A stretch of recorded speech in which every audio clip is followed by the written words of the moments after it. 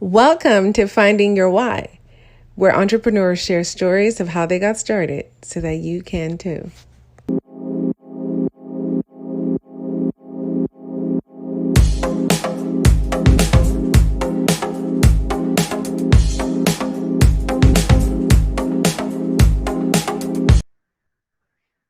Hi, everyone. This is Jan Jay from the Africa Expo. So I have here with me a good friend, Samaria, who is going to share a little bit about her entrepreneurial endeavors and how she got started. And so welcome, Samaria. Hi, welcome. Hey. Thank you for joining us. So first things first, want to just learn a little bit about you, like who you are, where you're from, what is like your 9 to 5, if you have anything, just to sort of get to know you. Yeah, so my name is Samaria. I am originally from Liberia, but I live in the US now, and I have been for quite some time. I don't have a 9 to 5. I'm actually a PhD student. So that's my source of income, although it is not very much. But what you do for the dream, right? That's right. That's right. All right. So you and I connected because of the Africa Expo. We go way back in terms of you've been around since the inception of this brand. And shameless plug, I always love to share this, that you are the inspirational face and logo behind the brand. And like your face just embodies African queen to me. So I love that. And so thank you for that.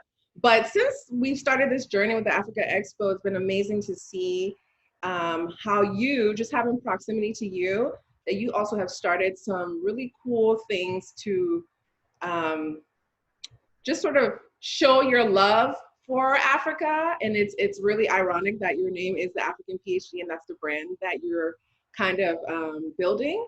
So tell us about the entrepreneur endeavors that have come out of this African PhD brand. And particularly, I want to know what is the driving force behind why you started this entire brand and some of the things that you do. And just anything about why you felt like at this particular time it was necessary to start.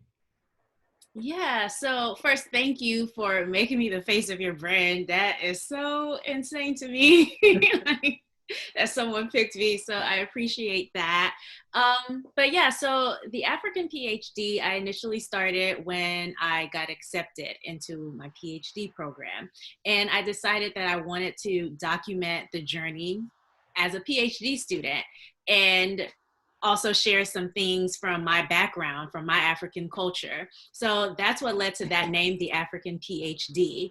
But then after I took that step and started a YouTube channel and started posting about my journey, failures, successes with the whole PhD thing, that kind of inspired me to get out there and do other things that I would like to share. I started the Africa Planner that same year because I wanted to create something where people, yes, could keep track of their day-to-day schedule, but at the same time, they could learn more about the continent, right? So these are things that I would want in my life. I just decided, okay, well, create them because maybe other people would want them in their lives as well. The Africa Planner, that was designed to like show each country's flag, all the countries like capital cities, and then throughout the weeks and the months it'll show everybody's Independence Day or major celebration day. So that's how that kind of got started, just me wanting to educate people more about the continent and educate myself more about the continent, because you can never know enough. Yeah, and I felt it was necessary at that time because there wasn't anything like it. And I'm in this phase in life where I'm just like, okay, if you think about it and it's not out there, put yourself out there, push yourself to contribute that to society, right? Contribute that to the world. And so that's kind of what pushes me. It's just like, if it's not out there and you've thought about it, just go for it. Like, what's the worst that can happen? Put yourself out there and see what comes of it. I love that. Um, I have a friend that always says there's a market for everything. Anything that you think of that is needed, if you need it, then there's probably a greater need beyond you for that. So I want you to share a little bit about challenges, successes around this brand that you're building, both with the planner and any other extension of the brand that's available. Yeah, so I think for the planner, the main thing, the main challenge was cost, right? So I talked about being a PhD student and that not coming with a whole lot of income.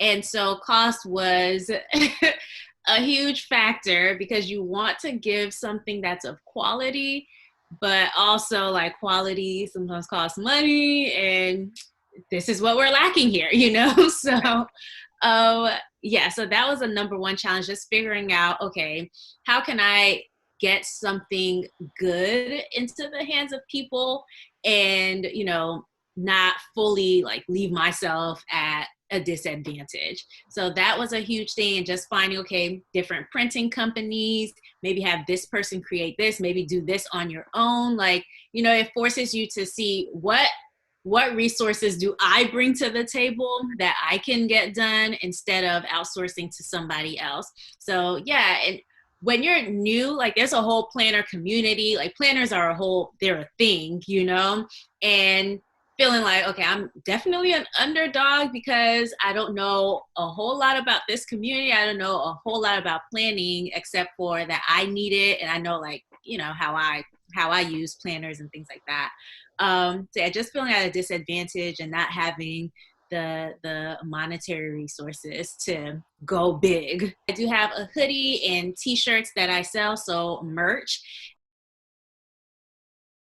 When I first started with my first t-shirt, the African t-shirt, I used Teespring, which is a drop shipper, you know, like you upload your designs, people order them, and then they create and ship out the stuff. So I started with them, but that was during the height of like Corona. So shipping times were very slow. And I didn't like that because I wanted to be in control of how quickly people get their products, where the products are, you know, things like that. But that was just the beginning. So when I did my next t-shirt, which was the PhD t-shirt, I decided, okay, I'm going to put the money out there, get these made, and see what happens. And that didn't go well. It didn't. But what did go well and what I did learn is that I was in more control of what people are getting and when they're getting it. And so when I did the African hoodie, I did that same thing where I took the risk and got the hoodies, and that worked out a lot better. So just learning like, hey, maybe it's better for you to start out with a Teespring, see how people like the design, and then move, as opposed to just getting out there and putting your money first, you know? So yeah, just monetary lessons, I think, are the biggest ones that I've learned, and that's also been the biggest challenge I've had. It's really good to just share realistically. There are going to be a little bit of an uphill battle, but you stick to quality, but also the resources that you know you have, and start out small. That's the point. Start off small and see and know by like in time it's going to grow. Anything that you want to tell us that's, even though you're still in it's the infancy stage, that like that's been motivating, that has let you move forward? Yeah, so I think specifically, well, two things. One, with the hoodie, when that came out, people who hadn't even purchased the t-shirt, which was a similar design, purchased the hoodie. And just seeing the response that I got from people who I knew, or like, you know, social media, and being able to sell just about all of the hoodies that I ordered, that was really encouraging. But, you know, like you said, time, you know, things take time. because yes, people ordered the t-shirt, but then I had that fail with the PhD shirt. So, it might take a couple of tries, but success does come, in the end. My success is like on a smaller scale, but I look forward to seeing what happens in the coming years. And then the other thing is with the Africa Planner, the second year, because of COVID, and I wasn't sure how people would feel about getting a planner, not really knowing if they were going back to work. I only did pre-orders, and people pre-order. And I was kind of shocked. I was like, I probably won't even do the planner this year because nobody's going to be planning things. But I took a chance and I said, you know what? I don't want there to be a break. I started this, and I want to make sure, like, even if nobody buys, that there was some type of design there for this new year. And so I put it out there, hey, I'll be doing pre-orders, and people purchased, and I was able to get some planners out. So that was really encouraging that, people were still supportive. Great. That's exciting. And I think also with what you were sharing just about the success, I feel like the time, just going back to the thing about timing, we're in this sort of era with like how your brand is it, or it's something that's needed. I feel like the time in terms of celebrating Black culture and Black Lives Matter and people, this synergy between Africa and the diaspora.